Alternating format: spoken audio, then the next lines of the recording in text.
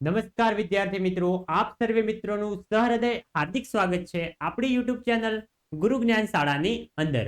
તો વિદ્યાર્થી મિત્રો, આજના આ વિડીયોની અંદર આજે આપણે ધોરણ 9 વિષય હિન્દી વિષયની અંદર જે તમારું ચેપ્ટર નંબર 11 છે કે એક યાત્રા યહ ભી, એ ચેપ્ટરનું સ્વાધ્યાયનું સંપૂર્ણ સોલ્યુશન આજે આપણે આ વિડીયોની અંદર સંપૂર્ણ જોવાના છીએ. તો વિડીયોને તમારે છેલ્લે સુધી સ્કીપ કર્યા વગર પૂરેપૂરો જોવાનો છે. અને હા મિત્રો, જો તમે ચેનલ ઉપર નવા હોય તો ચેનલને પણ અચૂકથી સબસ્ક્રાઇબ કરી લેવાની છે, કારણ કે અમારી ચેનલ તમને આગળ આવનારી પરીક્ષાઓની અંદર પણ ખૂબ જ फायदाकारक रहवानी है. तो ये पहलो कि निम्नलिखित प्रश्नों के उत्तर एक एक वाक्य में लिखिए.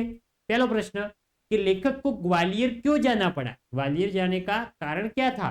तो लेखक को एक डॉक्टर को मिलने के लिए ग्वालियर जाना पड़ा. बीजो, लेखक के न कहने पर भी ऑटो वाले ने उनका इंतजार क्यों करने लगा?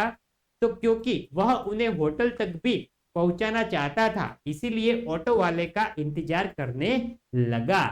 आगे જોઈએ આપણે. આગળ છે ત્રીજો પ્રશ્ન कि लड़की ने मोहन से खिखियाते हुए क्या कहा? तो लड़की ने मोहन से खिखियाते हुए मोहन से कहा, मुझे ने पर मुझे बचा लो, ऐसा कहा. तो जे मोहन लड़की से विवाह करने क्यों तैयार हो गया? तो लड़की सुंदर और परिचित थी, शादी न करे तो उनकी जिंदगी खतरे में थी, इसीलिए विवाह करने के लिए वो तैयार हो गया. आगळ आगळ से पांचवो के थानेदार की क्या विशेषता थी? जो थानेदार था उसकी विशेषता क्या थी? तो थानेदार की विशेषता थी कि वह कभी कभी भी आवश्यक मित्रों या कभी भी था, सॉरी, वो कवि भी था और उसकी कविताएं मानवीय संवेदना से भरी हुई होती थी. छठो, मोहन ने ज्यादा पैसे लेने से क्यों इनकार किया? तो मोहन ने ज्यादा पैसे लेने से इनकार किया क्योंकि लेखक दंपति से मिला प्रेम उसके लिए पैसों से क्या था? बढ़कर था. आगे જોઈએ. આગળ છે બીજો, નિમ્નલિખિત પ્રશ્નો કે 2-3 વાક્ય में उत्तर लिखिए. મોટા પ્રશ્નો છે, 2 માર્ક્સમાં અંદર તમને પૂછાય એવા પ્રશ્નો. પહેલો, लेखक ने ऑटो वाले की बात को स्वीकृति क्यों दी? तो लेखक ने ऑटो वाले की जिद और आवाज में एक प्रकार का आकर्षक महसूस किया. उससे प्रभावित होकर उन्होंने उसके रिक्शा में बैठने की स्वीकृति दी. बीजो, मोहन की पारिवारिक स्थिति क्या थी? तो मोहन का घर आगरा में था. माँ बाप के गुजर जाने के बाद बड़े भाई ने उसकी परवरिश की थी. बड़ा भाई वकील था और शादीशुदा था. मोहन बीए पास करने के बाद नौकरी खोज रहा था. आगे જોઈએ.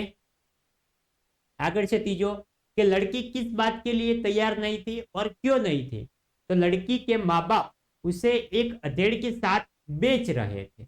लड़की उस खुसट के साथ जाने के तैयार नहीं थी क्योंकि इससे उनकी जिंदगी बर्बाद होने की संभावना भी थी. चौथो प्रश्न है कि लेखक मोहन को बहुत बड़ा क्यों बनाते थे?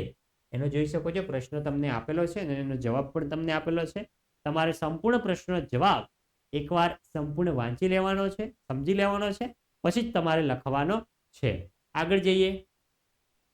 આગળ છે ત્રીજો કે નિમ્નલિખિત प्रश्न के 5-6 वाक्य में उत्तर देखिए, એટલે અતિ મોટા પ્રશ્નો. પહેલો, लेखक यात्रा से क्यों डरते थे?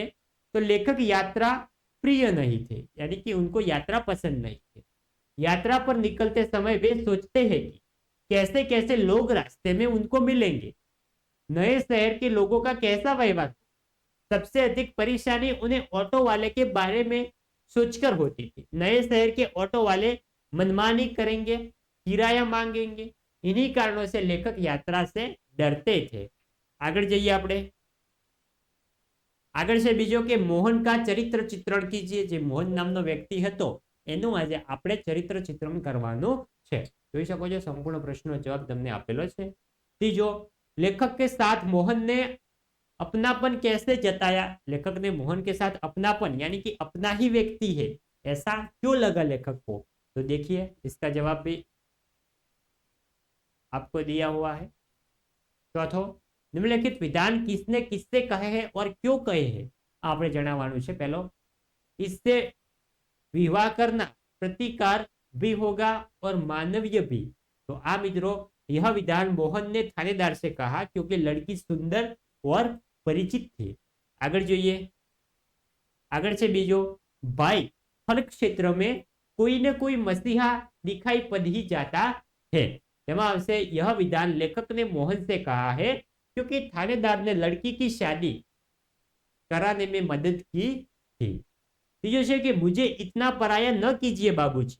तो यह विधान मोहन ने बाबूजी से कहा क्योंकि वे मोहन को आग्रह कर पारिश्रमिक दे रहे थे। આગળ જોઈએ, આગળ છે પાંચમો, विकल्पों की सही जोड़ मिलाइए। में पहलो कि ऑटे वाले ने लेखक को नई जगह पर पहुंचा दिया क्योंकि, तो डॉक्टर ने क्लिनिक की जगह बदल दी थी।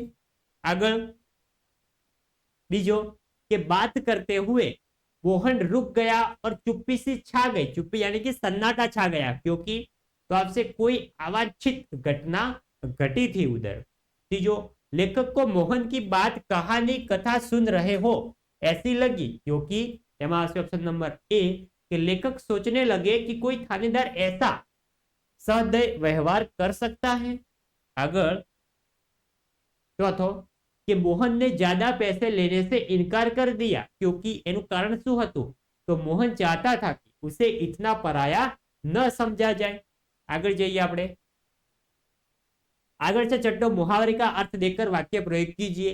પહેલો છે પાલા પડતા, તો સંબંધ જોડના, અને વાક્ય પ્રયોગ તમે તમારી રીતે જાતે પણ કરી શકો છો। અહીંયા વાક્ય પ્રયોગ ખાલી તમને સમજણપૂર્વક આપેલા છે। બીજો છે असमंजस में पड़ना यानी कि उलझन में पड़ना, निर्णय न कर पाना। આગળ જઈએ, આગળ છે દામન થંબનેલા, તો આવશે આશ્રય લેના। હવે જોઈએ વિરુદ્ધાર્થી શબ્દ, આ તમને પરીક્ષાની અંદર પૂછાશે। વાંછિત તો થશે અવાંછિત, પરિચિત તો અપરિચિત, સમસ્યા તો સમાધાન, મસીહા તો થશે શૈતાન, પ્રીતિ તો થશે નફરત।